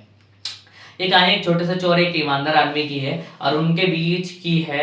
अरुण और हरी सिंह के बीच की। चोर का नाम हरी सिंह है, जैसे अपने असली नाम छुपाने की आदत है। वो एक चालाक लड़का है जो नए लोगों को धोखा देकर पैसे चुराता है। एक दिन वो अरुण से मिलता है, जो एक ईमानदार और दिल का अच्छा इंसान है। अरुण उस पर भरोसा करता है और उसे अपने घर रहने का मौका देता है। हरी सिंह अरुण के पैसे पर नजर रखता है। एक रात वो अरुण के 600 रुपये चुरा कर भाग जाता है, लेकिन जब वो स्टेशन जाकर ट्रेन पकड़ने वाला होता है तब उसका मन बदल जाता है। उसे लगता है कि वह अरुण का भरोसा तोड़ना गलत है। इस वजह से वो वापस आता है और पैसा अरुण की जगह पर रख देता है। अगली सुबह अरुण उसे बिना कुछ कहे माफ कर देता है, जैसे उससे सब पता हो। कहानी दिखाती है कि एक ईमानदार इंसान किसी चोर के जीवन को भी सुधार सकता है। समझ गए? अरुण अगर उसे जलील करता कि तू तो मेरे पैसे लेके भाग गया था, वो तो तेरे को याद आ गई होगी, मैं तुझे पकड़ लेता, तो ये वो कहता, तो शायद उसका वो हृदय परिवर्तन ना होता, वो उसे नुकसान भी पहुंचा देता। परंतु यहाँ पे जो उसका हृदय परिवर्तन कर देता, वो समझदारी से काम लेता है एक ईमानदार इंसान। तो एक अब अगला आता है आपका चैप्टर, अगला है द मिडनाइट विजिटर। ठीक है, मिडनाइट विजिटर ये बेसिकली क्या है कि एक चोर घुस आता है, एक मोटा सा एक आदमी होता है। पहले तो मतलब इसमें 2-3 कैरेक्टर हैं, एक का नाम ऑसेबल है और एक मैक्स नाम का चोर है ना। वो कुछ फाइल वगैरह चुराने आता, कुछ लेना आता है ऑसेबल से। तो ऑसेबल अपने दिमाग का इस्तेमाल करके उसे हटा मतलब खत्म कर देता, मार देता। कैसे? तो वही समझे देखेंगे। वो उससे झूठी झूठी कहानी बताता है कि बाहर यहाँ पे एक ब्रिज है, यहाँ पे कूद जाओगे। तो मतलब बेसिकली मैं आपको प्लॉट समझा रहा हूँ, आप देखो होता क्या है। देखो ऑसेबल एक सीक्रेट एजेंट है, लेकिन टाइपिकली स्पाई जैसा नहीं लगता। वो ना ही स्मार्ट है ना फिजिकली फिट है, वो मोटा है और एक होटल के छोटे से रूम में रहता है। एक राइटर फाउलर उसे मिलने आता है, जो सोचता है कि स्पाई लाइफ एडवेंचरस होती होगी, लेकिन देखता है अरे ये मोटा सा छोटा सा ये आदमी, ये क्या स्पाई होगा। ठीक है, तो क्या होता है फिर फादर और ऑसेबल बैठकर बात कर रहे होते हैं। अचानक से तभी एक डेंजरस इंट्रूडर यानी मतलब इंट्रूडर आप किलर टाइप का समझ सकते हैं, मैक्स रूम में घुस आता है, पिस्तौल लेकर आता है। ठीक है, पिस्तौल लेकर आता है। मैक्स बोलता है कि उसे एक इंपॉर्टेंट सीक्रेट रिपोर्ट चाहिए जो ऑसेबल के पास है। ऑसेबल के पास है, अगर तुमने उसे नहीं दी तो तुम्हें उड़ा दूंगा, सीधी बात। तो ये कहता है ऑसेबल का दिमाग। ऑसेबल कहता है ठीक है, बिल्कुल पैनिक नहीं करता। वो कहता है हाँ हाँ ठीक है, हाँ मतलब वो ऐसे में कहता, मतलब मन मन में कहता है हाँ ठीक है, ऐसे भी हैंडल कर लेंगे। तो कैसे हैंडल करता है वो, काम नहीं बोलता है कि मैक्स गलत जगह आ गया है। वो फिर एक क्लेवर ट्रिक कहता है उसे कि वो कहता है कि तुम गलत जगह आ गए, मतलब उसे गुमराह करता है कि अरे तुम तो गलत जगह हो गए, उससे बल तो आगे रहता, मतलब ऐसे करके कुछ गुमराह करता है उसे। फिर होता क्या है, वो उसे कहता है कि शायद वो इसी बात में उसे उलझा रहा होता है ना। तो वो कहता है कि तुम आए कैसे, बाहर का रूम तो बंद था। वो तो मतलब उससे कहता है कि ये कहाँ से आया, कि बाहर का रूम तो बंद था। मतलब भले वो रूम के बाहर से मतलब गेट खुला हुआ होगा, गेट जब भी आया होगा वो हर आधे पौन घंटे में उसके लिए चाय वगैरह आया करती थी जब भी आया होगा वो। लेकिन हुआ वो फिर भी जानबूझ के कहता है कि हाँ ये जरूर ना वहाँ पे जो हमारी एक और बालकनी है ना जो दूसरे फ्लोर से कनेक्ट होती है उससे आया होगा, हो सकता है ऐसा उधर जाना हो, इधर आ गया हो, ऐसे करके उसे घुमा देता है। तो वो इमेजिनरी बालकनी का मेंशन किया जाता है। ठीक है, मैक्स थोड़ा नर्वस हो जाता है। मैक्स सोचता है अरे मैं तो गलत जगह आ गया शायद। ठीक है, तभी डोर पे एक नॉक होने की आवाज आती है। जबकि तो वो कहता है वो मैंने तो पुलिस को बुला लिया। ऑसेबल कहता है ओ मैंने पुलिस को बुला लिया, पुलिस को। मैक्स डर जाता है। मैक्स कहता है अरे इमेजिनरी बालकनी तो है, मतलब बालकनी तो है ही, मैं उसको कूद जाता हूँ। ऑसेबल कॉन्फिडेंटली बोलता है कि उसे उसके गार्ड्स हैं, कि वो मेरे गार्ड्स हैं और पुलिस मैन है, वो ये कहता है। मैक्स पैनिक करके बालकनी से जंप करने की कोशिश करता है और गिरकर मर जाता है। ट्विस्ट क्या था कि बालकनी तो कोई थी नहीं, वो उससे मतलब झूठ बोलता है कि कोई बालकनी थी नहीं जो दूसरे फ्लोर से कनेक्ट, मतलब दूसरे वाली बिल्डिंग से कनेक्ट कर रही थी। तो यही थी मिडनाइट विजिटर की कहानी। आई होप आपको अच्छे समझ में आ गई होगी। आगे बढ़ते हैं आप क्वेश्चन ऑफ ट्रस्ट। ये देखो ये बहुत ज्यादा स्मार्ट है। चोर को एक चोर ठग लेता है इसमें। ठीक है, चोर को चोर कैसे ठगता है देखो, होगा क्या। देखो इसके अंदर एक कहानी है मिस्टर हॉरेस डैनबी की। हॉरेस डैनबी देखो एक वैसे तो 50 साल का शरीफ देखने वाला आदमी है, उसका ताले का काम है, सेफ क्रैकर का काम है, वो तो ताला तोड़ने वाला चोर भी है और ताले का काम भी, उसके ताले के अच्छे खासी मतलब कारखाना वगैरह है, अच्छा खासा पैसा वैसे कमा लेता है। लेकिन उसे एक गलत लत है, लत क्या है कि वो चोरी करता है हर महीने या साल में एक बार चोरी करता है वो, ठीक है। साल में एक बार चोरी क्यों करता है? क्योंकि उसे बहुत महंगी महंगी, बहुत ज़्यादा महंगी महंगी बुकें पढ़ने की आदत है, तो इस वजह से वो साल में एक बार चोरी करता है, ठीक है। तो इसलिए वो साल में एक बार चोरी करता है, और चोरी वो करता है उन घरों में जहाँ कुछ बंद हो, मतलब कोई मतलब दिक्कत ना हो, ऐसे घरों में वो चोरी करता है। तो वो एक ऐसी घर को ढूंढता है जहाँ पे उसे अंदाजा होता है कि यहाँ पे लाखों का ज्वेलरी वगैरह पैसा वैसा कुछ पड़ा है, इसका मालिक यहाँ पे नहीं है, ये अब्रॉड गया हुआ है, तो ऐसे घर को ढूंढता है। तो वो 50 साल का दिखने में तो शरीफ सा आदमी है, ताला तोड़ने वाला चोर है, लेकिन वो नॉबर्स कोर्स के लिए चोरी करता, मतलब वो चोरी करता है, वो चोरी भी ऐसी है कि एक ही बार करता है, तो उसे राइटर यहाँ पे कहते हैं कि कुछ ज़्यादा बड़ी चोरी भी नहीं मानी जा सकती है ना, रेयर बुक्स खरीदने के लिए करता है। हॉरेस का प्लान, एक दिन वो प्लान बनाता है कि वो एक रिच महिला के घर में सेफ तोड़कर चोरी करेगा। वो पहले से सब कुछ अच्छे से प्लान कर लेता है, घर खाली है, सर्वेंट्स हॉलीडे पे गए हुए हैं, उसे ये भी पता होता है। अनएक्सपेक्टेड, जब हॉरेस सेफ खोलने जाता है, मतलब वो जाता है, तो क्या है, फूल की उसे एलर्जी होती है, फूल से छींक वगैरह आती है उसे, तो वहाँ पे एक यंग एलिगेट लेडी आ जाती है और उसे पकड़ लेती है। तो उसे लगता है तो यहाँ के घर की मालकिन आ गई, वो खुद को घर की मालकिन बताती है, का हॉरेस को ब्लैकमेल करती है और कहती है अगर उसने सेफ नहीं खोला तो पुलिस बुला लेगी। तो कहती है सेफ खोलो वरना मैं पुलिस बुला लूंगी कि तुमने कुछ चुराया तो नहीं, मतलब उसे ऐसे कहानी सुना देती है उल्टा, जबकि वो खुद चोर होती है। ये ट्विस्ट है। चोरी का सीन क्या है, डर के मारे हॉरेस सेफ खोलता है और उसे कहने पर सारे ज्वेलरी बॉक्स उसे दे देता है, फिर वो वहां से भाग जाता है। डबल क्रॉस, लेकिन ट्विस्ट तब आता है कि जब बाद में पता चलता है कि वो लेडी घर की मालिक नहीं, वो एक और स्मार्ट चोर थी, और इसको पुलिस पकड़ लेती है क्योंकि उसके फिंगर, वैसे तो बहुत स्मार्ट पंथी से काम करता है, लेकिन जब वो हड़बड़ी में आ जाता है तो वो ग्लव्स वगैरह भी उतार देता है अपने, ऐसी सेफ तोड़ देता है और भाग जाता है। लेकिन अब और उसके फिंगरप्रिंट मिल जाते हैं और उसको पुलिस पकड़ लेती है। तो इसमें यही शिक्षा है कि आपसे भी ज्यादा स्मार्ट लोग दुनिया में है। अब है फुटप्रिंट विदाउट फीट। चलो अब हम फुटप्रिंट विदाउट फीट पा गए, chapter number 5, footprints without feet. Full chapter है। देखो ये स्टोरी है कि इनविजिबल आर्मी ग्रीफन की, मतलब ग्रीफन एक साइंस एक्सपेरिमेंट की वजह से इनविजिबल हो जाता है, कई कई अलग अलग जगह जाता है, इनविजिबल हो जाता है, और वो अपने बाद इंटेंशंस इनविजिबल हो जाता है, लेकिन वो अपने बाद इंटेंशंस के कारण लोगों को परेशान करता है, अपने बैड इंटेंशन अपने बैड इंटेंशन के कारण लोगों को परेशान करता है। कैसे परेशान करता है? ग्रिफिन का एक्सपेरिमेंट ये था, ग्रिफिन एक ब्रिलियंट साइंटिस्ट था, लेकिन वो गुस्से वाला और सेल्फिश इंसान भी था। उसने एक एक्सपेरिमेंट से अपने आप को इनविजिबल कर लिया था, पर प्रॉब्लम ये थी कि इनविजिबल होने के बाद भी वो दिखाई नहीं देता, लेकिन उसके फुटप्रिंट जमीन पर छपते नहीं, फुटप्रिंट्स जमीन पर छुपते नहीं थे, ठीक है। लंदन में क्या नाम हो जाता है कि एक दिन वो लंदन की सड़कों पर बिना कपड़ों के घूमता है, क्योंकि कपड़े उससे विजिबल बना देते हैं, लेकिन मैं उसका हाल खराब हो जाता है, लेकिन ठंड में उसका हाल खराब हो जाता है, इसलिए वो एक मॉल में घुस जाता है और वहां से नए कपड़े और खाना चुरा लेता है, और फिर मतलब ठंड लगती है तो खाना वगैरह चुरा लेता है। फिर क्या होता है, खराब इंटेंशन क्या होती है उसकी, ग्रिफिन सिर्फ सरवाइव करने के लिए नहीं बल्कि बदमाशी करने के लिए भी अपनी इनविजिबिलिटी का यूज करता है। एक बार वो एक साइंटिस्ट के घर जला देता है क्योंकि वो उससे गुस्सा होता है, इसलिए बताओ साइंटिस्ट का घर जला देता है। एक छोटी सी जगह में ग्रिफिन इनके रूम रेंट करता है, लेकिन वहां के लोग उसे अजीब हरकतें देखकर शक करने लगते हैं। जब वो पकड़ा जाने लगता है तो वो अपने इनविजिबल पावर का यूज करके भाग जाता है। साइंस का यूज, ठीक है। तो मतलब क्या है कि मतलब वो वहां पे पकड़ा जाता है, अक्सर करके लोगों को परेशान करता है, ये सारी बातें इसमें दिखा रखी है। जब पकड़ा जा रहा होता है तो इनविजिबल होकर भाग जाता है वहां से, ठीक है। वैसे बहुत बड़ी नॉवल का हिस्सा है, ठीक है। तो इसका एक छोटा सा पार्ट है फुटप्रिंट्स विदाउट फीट करके। अब आते हैं हमारे पहले चैप्टर पे। आपको पहला चैप्टर, हाँ ये पहला चैप्टर है आपकी फर्स्ट फ्लाइट का, लेटर टू गॉड। बहुत ही इंटरेस्टिंग चैप्टर है, लेंचो नाम के फार्मर का चैप्टर है। बहुत ज्यादा मेहनती फार्मर होता है, गॉड बहुत विश्वास रखता है, लेकिन इसके साथ नियति कुछ बुरा खेल खेल देती है। क्या बुरा खेल हो जाता है इसके साथ? ये खेल हो जाता है कि मतलब ये बहुत ज्यादा मेहनत करके जो है फसल उगाता है, ठीक है। किसकी, कौन की फसल उगाता है, मक्कर की फसल उगाता है, ठीक है। लेंचो का खेत होता है और ये पहाड़ियों में एक इकलौता घर होता है इसका वहाँ पे। तो यहाँ पे कौन की फसल उगाता है, लेकिन उसकी फसल अच्छी लग रही होती है, लेकिन बारिश की जरूरत होती है। बारिश की जगह पे वहाँ पे ओले पड़ जाते हैं और सारी फसल उसकी बर्बाद हो जाती है। वो कहता है इससे अच्छा तो मेरी फसल को टिड्डे खा जाते तो शायद थोड़ी फसल बच भी जाती, ये तो कुछ ज़्यादा ही बुरा हो गया। फिर लैंचो भगवान पे विश्वास करके क्या करता है, वो देखता है कि अगली फसल उगाने तक का उसका क्या हिसाब किताब है, तो 100 पैसों का इसका हिसाब किताब बैठ रहा होता है। तो वो क्या करता है, भगवान को ही लेटर लिख देता है डायरेक्ट। वो भगवान को लेटर लिख देता है कि भगवान मुझे 100 पैसों का मदद कर दो, मेरा पूरा परिवार इस टाइम क्या मतलब बहुत ज़्यादा तंगी से गुजर रहा है, मुझे 100 पैसे मिल जाएंगे तो मैं अपना बजट किसी तरीके से चला लूँगा।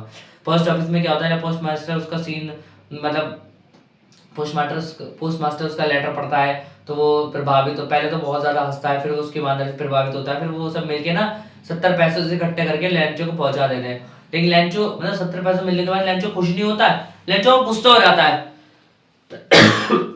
और एक और लेटर लिखता है भगवान को, भगवान मेरे बचे हुए 30 पैसे जो हैं ये सारे बंच ऑफ क्रूक्स यानी लुटेरों के ग्रुप है, ये पोस्ट ऑफिस वाले इन्होंने चुरा लिए। आप तो पूरी पैसे भेजोगे लेकिन आप दोबारा 30 पैसे और भेज दो क्योंकि इन लोगों ने मेरे पैसे चुरा लिए हैं। तो लैंचो को लगता है कि भाई इन्होंने मेरे पैसे चले बताओ, जबकि वो लोग उसकी मदद करते हैं। तो ये मतलब एक तरीके से आयरनी वाली चीज रहती है ना, कि पोस्ट ऑफिस के थ्रू मत भेजना, वो उसमें लेटर में लेता है पोस्ट ऑफिस के थ्रू मुझे पैसे मत भेजना। वाह ठीक है।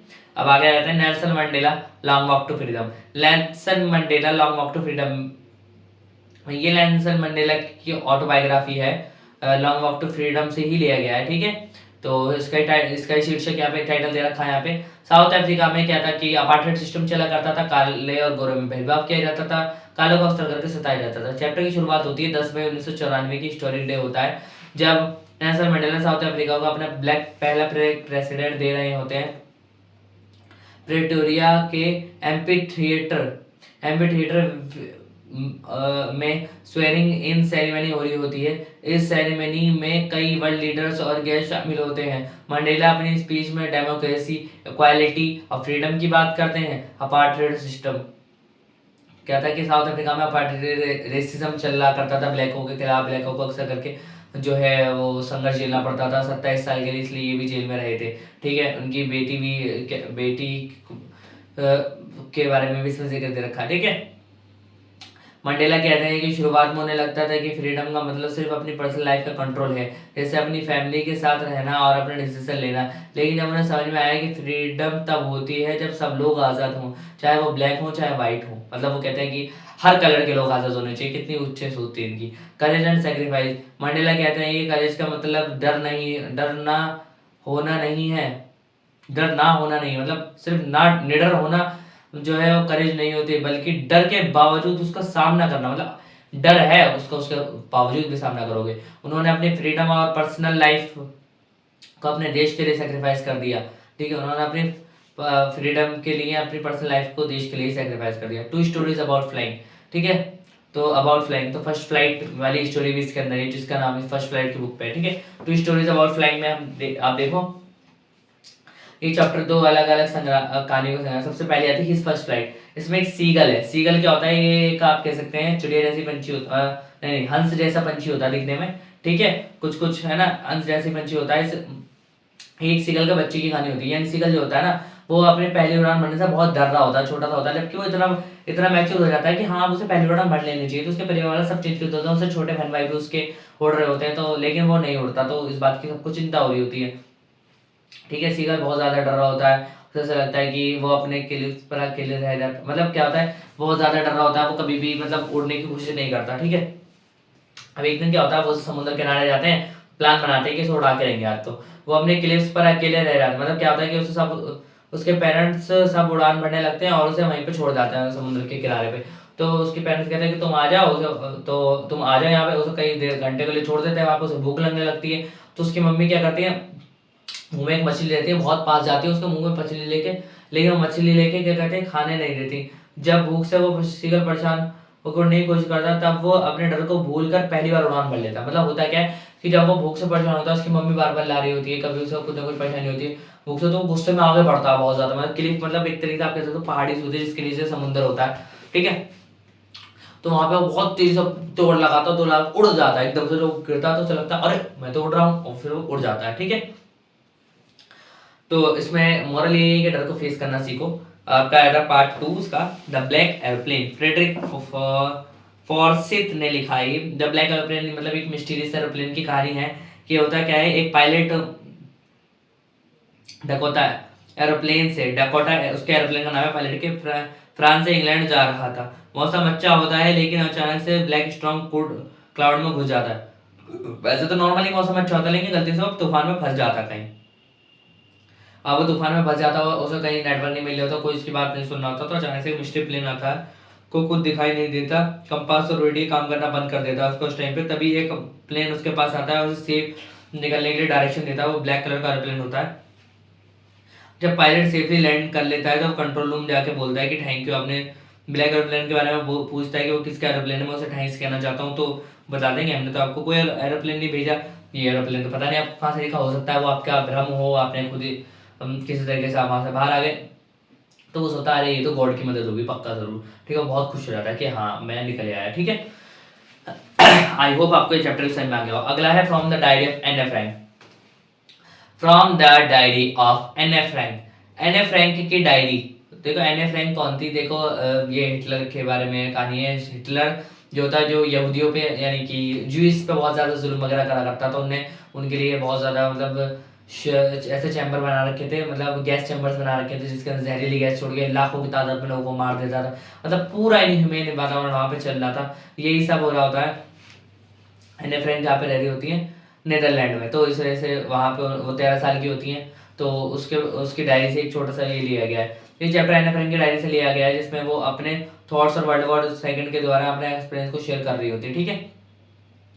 अपने 13 बर्थडे में उसको डायरी गिफ्ट पाई थी, किसने डायरी गिफ्ट दी थी, उसके पापा ने डायरी गिफ्ट दी थी। उसने उसके अपनी डायरी का नाम किट्टी लिखा था। एने कहती हैं कि उसके पास अपने दिल की बात शेयर करने के लिए रियल फ्रेंड नहीं था, इसलिए वो डायरी लिखती थी। एने अपने स्कूल के बारे में लिखती हैं, वो काफ़ी नोटी थी और टीचर्स को परेशान करती थी। उसका मैथ टीचर मिस्टर किसिंग उसके ज़्यादा बातें करने की आदत से परेशान था। एक दिन पनिशमेंट में उसने एन्ने को ऐसे लिखने को कहा, तो चैटर बॉक्स पर टॉपिक पर एने ने अपने ऐसे में अपनी बातें करने की आदत को जस्टिफाई किया। उसने लिखा कि बातें करना एक नेचुरल क्वालिटी है जो लड़कियों में होती है। मिस्टर किसी ने ऐसे इंटरेस्टिंग पाया, लेकिन फिर भी उसे 2 ऐसे और लिखने को दे दिए। एक और ऐसे मैंने की एक पोएम लिखी जिसमें उन्होंने मिस्टर किसिंग का मजाक उड़ाया उड़ाया लेकिन मजाक को क्रिएटिव तरीके से पेश किया। मिस्टर किसिंग को वो लिखा इतनी पसंद आई कि उन्होंने अन्य को दोबारा पनिश नहीं किया। मतलब उन्होंने वो चैटर बॉक्स की तरह क्वैक क्वैक करके कुछ वो लिख देती हैं, तो उससे बहुत ज़्यादा खुश हो जाते हैं कि हाँ मतलब क्रिएटिविटी तो है लड़की में। तो इस तरीके से ग्लिम्पसेस ऑफ इंडिया। अब देखो इंडिया के हम कुछ अलग अलग पार्ट्स की ग्लिम्पसेस देखेंगे। अब 3 हैं इसमें, a baker from Goa, Coorg and T from Assam. आप सोच रहे हो कि मेरी एनर्जी लो हो गई, तो रात के 12:30 बज रहे, तो एनर्जी तो लो होगी। तो पढ़ते हैं glimpses of India. A baker from Goa. सबसे पहला है कि मतलब गोवा के बारे में एक इसमें बता रखी झलक, क्या गोवा के बारे में क्या झलक बता रखी है। गोवा में क्या होता था, एक पेडलर हुआ करता था, सॉरी मतलब जो बेकर होता है। बेकर कैसा बेकर, मतलब वो एक ब्रेड होती थी एक बन टाइप की, वो से बेका करता था। गोवा में पोर्चुगीज कल्चर का काफी इन्फ्लुएंस है। इस पार्ट में ट्रेडिशनल गोवा बेकर के बारे में बताया गया है ना। जिसे पैडर कहा, पैडर बोलते हैं, जिसे पैडर कहा जाता है। ब्रेड की इंपॉर्टेंस, गोवा वेडिंग फेस्टिवल्स और पार्टीज में ब्रेड ब्रेड होना जरूरी होता था। स्पेशल ब्रेड बोल और स्वीट ब्रेड बेंगल्स भी फेमस थे। ब्रेड बॉल और स्वीट ब्रेड बेंगल्स भी बहुत ज़्यादा फेमस थे। ये वाला ब्रेड तो बहुत ज़्यादा इंपॉर्टेंट था, जिसके के बारे में उन्होंने बताया। लंबा सा ब्रेड हुआ करता था, काफ़ी मीठा हुआ करता था, ये पैड रहा करता था, घंटी से बजाया करता था और ये सब खरीदा करते थे।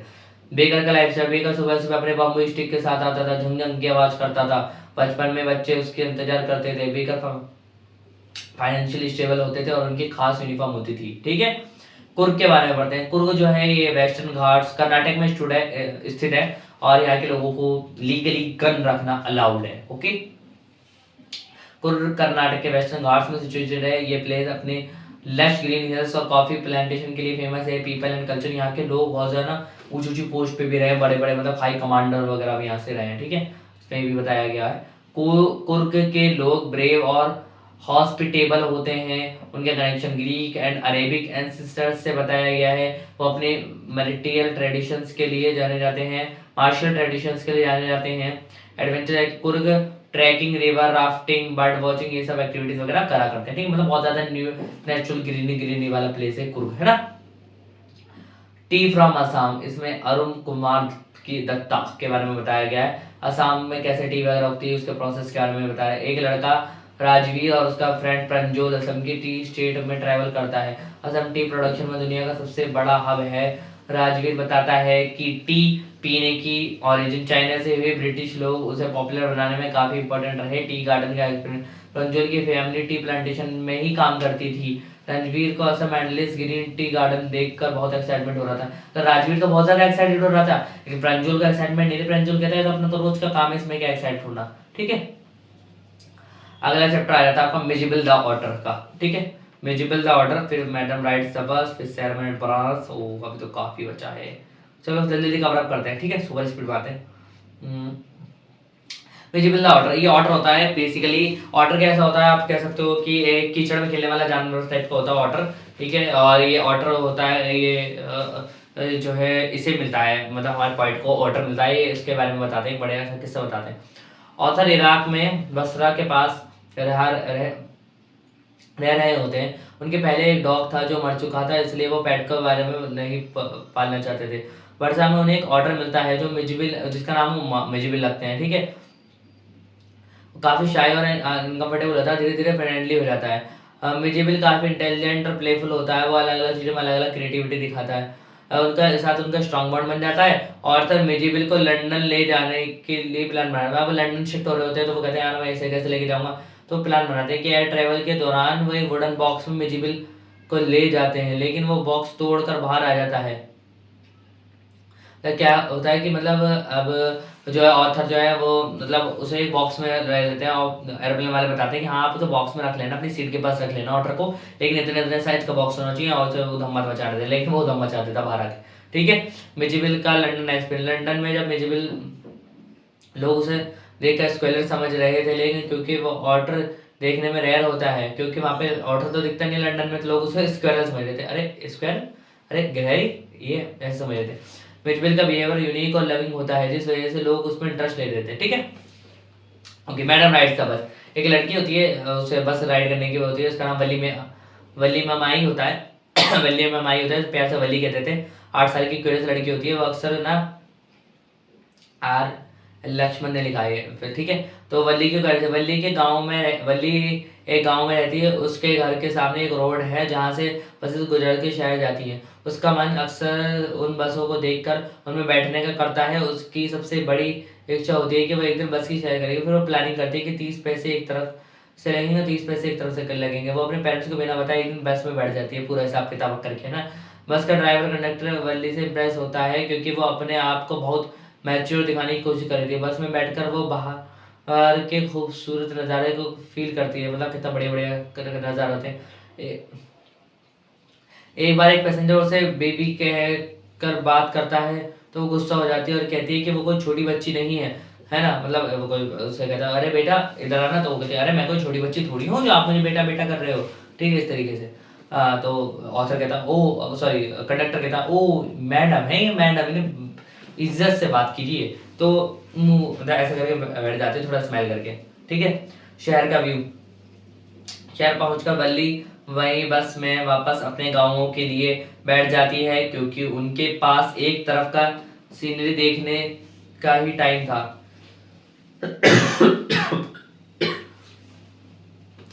ठीक है, शहर पहुंचकर वो वही वापसी की बस में भी बैठ जाती है। ठीक है, रिटर्न में क्या होता है कि मतलब होता है क्या है, जब बल्ली जा रही होती है ना, तो एक गाय होती है जो उनकी बस का पीछा कर रही होती है, बहुत ज़्यादा अच्छी लग रही होती है, खेल रही होती है। लेकिन वह वापस आती है ना, तो बस को किसी कार वाले ने या किसी मतलब बस वाले ने एक्सीडेंट कर दिया था उस गाय का। तो वो देख के उसे बुरा लगता है कि मतलब कैसे गाय पड़ी हुई मरी हुई। तो ये बेसिकली सबको बुरा लगेगा, कोई जानवर ऐसे पड़ा होगा तो, है ना। तो मतलब वो बल्ली कहते हैं कि मतलब ये मूड सा खराब हो गया एक तरीके से। ठीक है, अपने घर लौट जाती है और किसी को कुछ भी नहीं बताती। तो सेरेमन एट बनारस, ये गौतम बुद्धा के बारे में चैप्टर है। वो इसमें एक सेरेमन एट बनारस, यानी कि वो जब अपने प्रथम उपदेश देते हैं कीसा गौतमी जी को।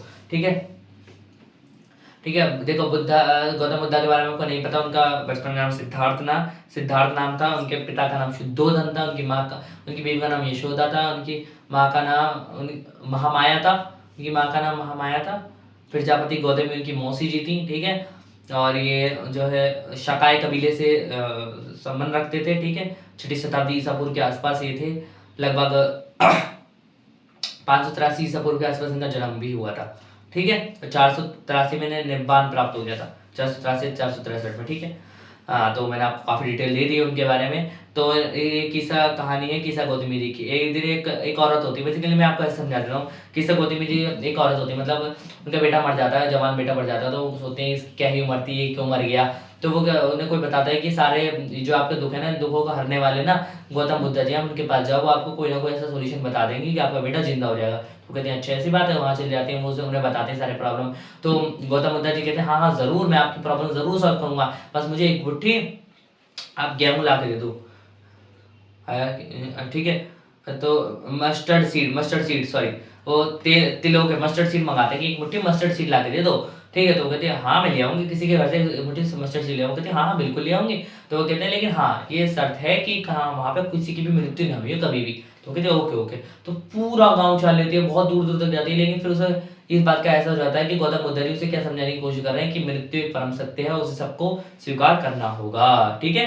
द प्रपोजल, ये कॉमेडी ड्रामा है जैसे ठीक है, ये कॉमेडी ड्रामा है। ये ड्रामा बेसिकली क्या है, एंटोन चेखोव ने लिखा है। इस कहानी में 3 कैरेक्टर्स हैं, स्टेफन चेखोव, नतालिया स्टेपनोव और लमोव, है ना, और लमोव, आइवन लमोव। अब देखो होता क्या है कि ये स्टेफन चुबुकॉव जो है ना, स्टेफन चुबुकॉव एक जमींदार है जो अपनी बेटी की शादी करवाना चाहता है। नतालिया के क्या रिश्ता, मतलब आस पड़ोस सब जगह रिश्ता हो रहा होता है, मतलब रिश्ते की बात चल रही होती है। तो आइवन लोवोव जो सोचता है कि हाँ चलो रिश्ते की बात चली, मैं मेरी भी शादी हुई, तो वो शादी का हाथ मांगने के लिए जाता है। अब जाता है तो शादी का हाथ मांग लिए, लेकिन वहाँ पे लड़ाई हो जाती है उल्टा, ठीक है।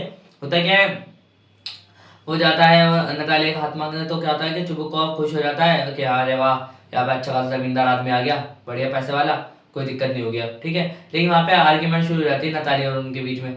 पहला आर्ग्यूमेंट होता है ऑक्सन मेडोज। लुमोव कहता है कि ऑक्सन मेडोज उसकी प्रॉपर्टी है, प्रॉपर्टी। नतालिया इंसिस्ट करती है कि उनकी जमीन, दोनों जिद पकड़ लेते, मतलब ऑक्सन मेडोज करके लड़ने पड़ते हैं कि नहीं हमारी जमीन है, हमारी जमीन, मतलब वो बेसिकली डायरेक्ट तो कह नहीं पा रहा होता है कि उसके पापा से तो कह देता है, लेकिन वो डायरेक्ट बात नहीं कर रहा था, तो उस वजह से उस बात पे बहस हो जाती है। फिर नतालिया रियलाइज करती है ओह अच्छा, अच्छा तो वहाँ पे वो यहाँ पे शादी का प्रपोजल लेके आया था, ओके ओके। तो उसे वापस बुलाता है उसका डैड। तो दूसरा आर्ग्यूमेंट शुरू हो जाता है कि मेरा कुत्ता बेहतर है, तुम्हारा कुत्ता बेहतर है, मतलब डॉग बेहतर है, गैस और स्क्यूजर ऐसे करके। अब आर्ग्यूमेंट होती है, एकदम से उसका एक छोटा सा हार्ट स्ट्रोक आता है और वहाँ पे लेट जाता है, मतलब मरता नहीं है, लेट जाता है चुबुकॉव। तो वो सोचता है अरे ये तो चुबुकॉव, इसका तो काम तमाम हो गया लमोव को, लेकिन नहीं, वो मतलब ठीक होता है। जब उसे होश आता है तो उन दोनों की सगाई हो जाती है, फिर यहाँ पे प्ले एंड हो जाता है। The making of a scientist, ये बहुत ज़्यादा बेसिकली पढ़ाकू बच्चे का चैप्टर है, जिनमें से आप में से कोई नहीं है sorry sorry. The making of a scientist, the making of a scientist की बात करें तो ये फुल चैप्टर जो है एक महान व्यक्ति के ऊपर है। The making of a scientist chapter explanation in English, ये कहानी रिचर्ड एल्बर्ट के जीवन के ऊपर है, उनका साइंटिस्ट बनने की क्यूरियोसिटी की, कि बचपन में उन्हें ना तितलियां वगैरह इकट्ठा करने का शौक था, तो कुछ ना कुछ करने का शौक था ही, उन्होंने बहुत सारे अवार्ड वगैरह प्रोवाइड कर रखे हैं, ठीक है। तो ये इंपॉर्टेंट चैप्टर है, आपका आएगा जरूर, ऐसे ही पढ़ा चैप्टर आते हैं, ठीक है। कहानी दिखाती है कि क्यूरियस बचपन था, बहुत ज्यादा क्रिएटिव दिमाग था उनका। बचपन में एल्बर्ट पेनिनसुला में रहते थे, है ना, सेलवैन में रहते थे, नेचर और साइंस में काफी इंटरेस्ट रखते थे 2 साल तक। तभी जब वो 2 साल के थे तभी उन्होंने बटरफ्लाइज कलेक्ट करना शुरू कर दिया। लो 2 साल के उन्होंने बटरफ्लाई कलेक्ट करना शुरू कर दिया था इस आदमी ने। उनकी माँ उनको बहुत सपोर्ट करती थी, बटरफ्लाई कलेक्टिंग में उनकी क्यूरियोसिटी थी। फिर उन्होंने साइंटिस्ट डिस्कवरीज करी अलग अलग, ठीक है। साइंस फेयर्स में गए, उन्होंने अलग अलग रिसर्च डिस्कवर किया। बटरफ्लाईज के रेस्पिरेशन के ऊपर उन्होंने बहुत ज़्यादा रिसर्च वगैरह पब्लिश करी है ना, पीएचडी वगैरह करी इसके अंदर। डीएनए रिसर्च करी, उनकी सबसे बड़ी डिस्कवरी थी कि सेल स्ट्रक्चर और डीएनए के बारे में रिसर्च की डिस्कवरी में साइंस कम्युनिटी ने उनका नाम फेमस कर दिया, ठीक है। मतलब उन्होंने सेल्स के स्ट्रक्चर, उसका डीएनए कैसे होता है उसके बारे में बताया, और ये क्वालिटीज बता रही है साइंटिस्ट की, आप अच्छे से पढ़ लेना। एक नेकलेस वाला चैप्टर होता है अच्छा खासा। देखो मेटिल्डा का, ये मेटिल्डा नाम की एक लड़की होती है, उसे वैसे बेसिकली ना वो एक बहुत ज़्यादा लोअर मिडिल क्लास ग्रुप होता है उसका, लोअर मिडिल क्लास का उनका जो मिजाज होता है, बजट होता है उनका, ऐसे में वो रह रहे होते हैं, लेकिन क्या होता है कि एक दिन क्या होता है, मतलब उसकी पत्नी अक्सर करके उसे नाराज चलती थी, जो इसमें कैरेक्टर है वो, उसका नाम मटिल्डा है। ये कहानी गाइडे मोसा पेंटिन ने लिखी है। ठीक है, कहानी एक मिडिल क्लास महिला मटिल्डा मटिल्डा लुइसेल के आसपास घूमती है, जो ग्रीडी है और मटेरियलिस्टिक नेचर की वजह से एक बड़े लेसन को सीखती है। मतलब वो ग्रीडी, लालची सी है, मतलब क्या, मतलब उसे बड़ी बड़ी चीजें चाहिए हर वक्त, लेकिन वो ये नहीं समझती कि बजट क्या है घर का। ठीक है, तो इस बात को वो कभी भी समझती नहीं है, तो इसी के ऊपर ये पूरी कहानी घूमती रहती है। तो मटिल्डा का दुख क्या था कि मतलब वो गरीब फैमिली में अरे आ गई, उसकी शादी ऐसी कैसे हो गई, ये सोचती रहती है अक्सर की। मोनिसा लोयस जो उसका पति है, वो एक दिन क्या है, एक बड़े से, उसका बहुत कैरिंग है वो। ठीक है, तो एक दिन क्या होता है कि एक अच्छी फैंसी पार्टी में इनविटेशन आता है, तो ठीक है, इनविटेशन आता है, तो मटिल्डा नाराज हो जाती है इनविटेशन को देख के। तो उसका पति सोचता है बड़ी पार्टी में इनविटेशन आया, मेरी पत्नी तो खुश होगी, लेकिन वो नाराज हो जाती है, कहती है मेरे पास क्या कोई ड्रेस है। लेकिन उसका पति फिर अपने जो मतलब गन के लिए पैसे इकट्ठे कर रहा था, उससे छोड़ के वो उससे उसे ड्रेस दिला देता है। ठीक है, तो वो कहती है ड्रेस तो सही है, मुझे इसके ऊपर डायमंड नेकलेस भी चाहिए। तो वो अपनी दोस्त मैडम फॉरेस्टर से एक सुंदर डायमंड नेकलेस सुधार लेती है। पार्टी में मटिल्डा सबकी नज़र के सेंटर में बनी रहती है, सब उसकी सुंदरता की तारीफ करते हैं। अब चंद पलों की सुंदरता की तारीफ तो जाती है, लेकिन नेकलेस खो जाता है और मटिल्डा डर जाती है, अरे ये तो नेकलेस बहुत ज़्यादा महंगा होगा, बहुत ज़्यादा महंगा भी होता है। लेकिन इसमें एक ट्विस्ट है। ठीक है, क्या होता है कि फिर वो, अब उन्हें नेकलेस तो मिलता नहीं है पूरी शादी में, तो फिर वो क्या करते हैं, बहुत ज़्यादा पैसे जोड़ जाड़ के किसी तरीके से अरेंज करके उस नेकलेस को खरीद लेते हैं। लेकिन उन्हें उसके लिए 10 साल तक का लोन लेना पड़ता है, उसे 10 साल तक लोन चुकाना पड़ता है। और इसकी वजह से ना वो इतनी मेहनत करते हैं कि मतलब उनके 40 साल की उम्र में वो ऐसी लग रही होती है 60 साल की। ठीक है ठीक है, तो और उसकी फ्रेंड जो होती है वो 40 साल की उम्र में 30 साल की लग रही होती है, तो मतलब बहुत ज़्यादा बर्डन होता है। टू ट्रिविल 10 साल बाद जब मैटिल्डा मैडम फॉरेस्टर से मिलती है तो सिचुएशन बताते हैं, मैडम फॉरेस्टर शॉक हो जाती है। वो बताती है कि नेकलेस मैटिल्डा ने उधार लिया था, वो सिर्फ इमिटेशन था, यानी नकली था, असली नहीं। समझ रहे, मतलब ये था कि लालच बुरी बला, जो है उसमें खुश रहना सीखो। तो यही यही चीज मैटिल्डा के साथ होती है। भोली भोली, देखो इसमें ये बेसिकली डोरी सिस्टम के ऊपर हमारे एक कड़ा प्रहार है, और ये बहुत ज़्यादा अच्छा है चैप्टर। ठीक है, आज की सोसाइटी के हिसाब से। इसके बाद बस एक चैप्टर बचा, फिर खत्म। ठीक है, होपफुली आप भी यहाँ तक पहुँच गए होगे। कितनी लंबी बन गई, 1 घंटा 5 मिनट की, 1 घंटा 10 मिनट में तो कंप्लीट करा ही देंगे। ठीक है, भोली भोली देखो भोली के अंदर क्या है, ये के अब्बास ने लिखी है कहानी। देखो भोली जो है एक बहुत ज़्यादा सीधी सादी लड़की होती है। शुरू में एक सिंपल और डरपोक सी लड़की होती है, मतलब सीधी सादी गुमसुम सी रहने वाली लड़की होती है। तो उसके घर वाले सोचता रहे तो बड़ी गुमसुम सी रहती है, जैसे थोड़ा, वैसे तो उसके घर वाले पढ़ाई के खिलाफ होते हैं, गाँव वाले लोग होते हैं तो पढ़ाई वगैरह कहाँ कराते ज़्यादा। ठीक है, लेकिन फिर भी जो है भोली की वजह से ना वो पढ़ाई वगैरह कराते हैं कि इसमें थोड़ी अकल आएगी, थोड़ा आगे बढ़ेगी, तो ये सब सोच रहे होते हैं उसके घर वाले। ठीक है, उसके परिवार वाले उसके लिए। ठीक है, तो उसके परिवार का व्यवहार, उसके माँ बाप भी ज़्यादा ध्यान नहीं देते, मतलब उसको कुछ ज़्यादा खास ध्यान भी देते थे, कभी कभी बहुत ज़्यादा ध्यान भी देते थे। वो भोली को एक बोझ समझते थे। उसकी मेहनत सुंदर थी और उनकी शादी आसानी से हो गई, लेकिन भोली जो थी वो काली सी थी, और उसके चेहरे पर बहुत ज़्यादा एक्ने के निशान वगैरह भी रह गए थे। एक दिन तहसीलदार ने गाँव में एक स्कूल खुलवाया। भोली के पिताजी ने डिसाइड किया कि वो भोली को स्कूल भेजेंगे, क्योंकि उन्हें लगता था कि शादी करवाना मुश्किल होगी। शुरुआत में भोली स्कूल जाने से डरती थी, लेकिन स्किल की टीचर उससे अच्छे से प्यार से कॉन्फिडेंस में उससे बात करती थी। भोली का बदलाव, स्कूल में पढ़ाई करने के बाद भोली कॉन्फिडेंट हो जाती है, उसके अंदर सेल्फ रिस्पेक्ट का एहसास होने लगता है। शादी का रिश्ता, जब भोली का बड़े होने पर उसके बिशंबर नाम के बूढ़े आदमी से तय होता है, तो भोली चुपचाप रहती है, लेकिन बिशंबर दहेज के लिए पैसे मांगता है। तब भोली उसे शादी करने के लिए मना, मतलब वो अब दहेज के लिए पैसे वैसे मांगता है, मतलब जो तय होता है ना दहेज में, वो उससे भी ज्यादा फिर क्या करता है, मतलब कुछ पैसे रह जाते हैं, तो वो क्या करता है, जो शादी का मंडप होता है ना, उसको अपनी पगड़ी जो होती है वो उतार के रख देता है, उसके बाप की पगड़ी उतार देता है, बेइज्जती वगैरह करता है। और भोली जो फिर शादी करने मना करती है, तो भोली उसे सुना देती है सही से कि हमारी कोई सेल्फ रिस्पेक्ट नहीं है, तुम यहाँ पर डोरी मांग रहे हो, ये है वो है, अच्छे से, मतलब भोली जो है बहुत सही करके उसे समझा देती है हिंदी में। ठीक है, सब लोग शॉक्ड हो जाते हैं कि अरे भोली बोली भोली बोली ऐसा करके, मतलब। लेकिन भोली अपने फैसले पर अटकती नहीं है, उसके माँ बाप सोचता है हमारी इज्जत। लेकिन भोली ने एक अच्छा करार सबक दे दिया था ऐसे समाज में सोच रखने वाले व्यक्तियों को। ठीक है, उसे उसकी बेइज्जती वहीं के वहीं करके। अब उसकी शादी हो ना हो, भोली कहती है मेरी शादी हो ना हो, मैं अखंड जीवन आपकी यहाँ पे सेवा करूंगी। अब अगला चैप्टर बहुत ज्यादा फनी सा चैप्टर है, the save book that save the earth. एक बुक है जिसने अर्थ को बचा लिया। कैसे, कहानी आज से काफी साल आगे, लगभग 2040 में है। देखो कहानी है 2040 में, इसमें कैरेक्टर्स के नाम मैं आपको बताऊंगा। ठीक है। कहानी सेटिंग है 25वीं सदी में सेट है, 25वीं सदी में सेट है लोग, है ना। 20वीं सदी का एक इंसिडेंट के बारे में बताती है, वो ऑडियंस को बताती है कि मार्स के लोगों ने 2040 में पृथ्वी पर आक्रमण करने की कोशिश का प्लान बनाया था। मतलब 25वीं सदी में एक व्यक्ति 2040 सन 2040 की कहानी बता रहा है, ठीक है। ओके, सन 2040 की कहानी बता रहा, समझ रहे हो, बहुत ज्यादा आगे का बात है। थिंक टैंक, नूडल और कैप्टन ओमेगा, ये तीन यहाँ पे मैंने कहा। थिंक टैंक मार्स का महान और सम्राट शासक होता है, तो सबसे इंटेलिजेंट, जो खुद को सबसे इंटेलिजेंट समझता है। नूडल थिंक टैंक का असिस्टेंट होता है, जो जो उससे थोड़ा ज्यादा समझदार है और थोड़ा प्रैक्टिकल भी है। कैप्टन ओमेगा लेफ्टिनेंट लोटा एंड सर्जेंट ओबी मार्स के एक्सप्लोरेशन टीम का सदस्य हैं जो पृथ्वी पर जाते हैं। मार्स का प्लान, थिंक टैंक डिसाइड करता है कि मार्स को पृथ्वी पर आक्रमण करना चाहिए, वहां पर अपना शासन स्थापित करना चाहिए। उसे लगता है कि पृथ्वी की टीम अपनी टीम भेजता है और देखता है कि वहां पे चेक करके वहां पे क्या क्या चीजें, यहाँ के लोग क्या सीख रहे हैं क्या नहीं सीख रहे। अब क्या होता है कि जो उसके जो टीम होती है लाइब्रेरी में लैंड करती है। मार्स की टीम पृथ्वी की एक लाइब्रेरी में लैंड करती है, वहाँ किताबें मिलती हैं, लेकिन वो समझ नहीं पाते कि क्या चीजें हैं। थिंक टैंक की गलतफहमी, थिंक टैंक को लगता है कि सैंडविचेस हैं जो पृथ्वी के लोग खाते हैं।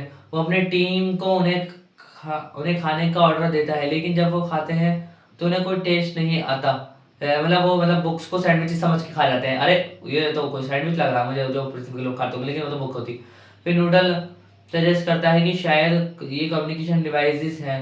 थिंक टैंक फिर ऑर्डर देता है कि इन्हें सुना जाए, लेकिन कुछ सुनाई नहीं देता। अंत में नूडल के कहने पर वो डिसाइड करते हैं कि शायद ये रीडिंग डिवाइसेस है और पढ़ा जाना चाहिए। नर्सरी राइम्स, वहां पे मतलब वो होती नर्सरी राइमिंग की बुक है, लेकिन वो बुक जो है ना आपको बचा लेती। कैसे कैसे टीम एक नर्सरी राइम की किताब मदर गूस से पढ़ती है, मदर गूस राइम की किताब पढ़ती है। एक राइम में वो पढ़ते हैं कि हमटी Dumpty set on a wall, हमटी Dumpty had a great fall. मतलब इसमें एक बड़े अंडे आकार, मतलब अब जो जो क्या राजा था वो उसी शेप का था थिंक टैंक। इसमें एक बड़े अंडे आकार व्यक्ति का जिक्र होता है जो एक दीवार पर बैठा था और गिर गया था। इसका चित्र अगर देखकर थिंक टैंक को लगता है कि पृथ्वी के लोग उसकी तस्वीर देख चुके हैं और उन्हें उसके बारे में सब पता चल चुका है। वो इसे एक धमकी समझता है और सोचता है कि पृथ्वी के लोग तो मार्स से बहुत ज्यादा आगे हैं और मार्स पे वो लोग मार्स पे आक्रमण करने की तैयारी कर रहे थे। के बारे में वो पृथ्वी पर आक्रमण करना कैंसिल कर देते हैं और आगे भाग जाते हैं, मतलब अपने घर वापस चले जाते हैं, मार्स में वापस चले जाते हैं। हाँ तो दोस्तों पूरे सारे आपके चैप्टर्स मैंने कवर करा दिए हैं, इनकी पीडीएफ आपको डिस्क्रिप्शन में मिल जाएगी। Hope you like the video. अगर अच्छी लगे हो तो चैनल को सब्सक्राइब कर देना। मिलता हूँ आपसे नेक्स्ट वीडियो में, जब तक के लिए जय हिंद जय भारत।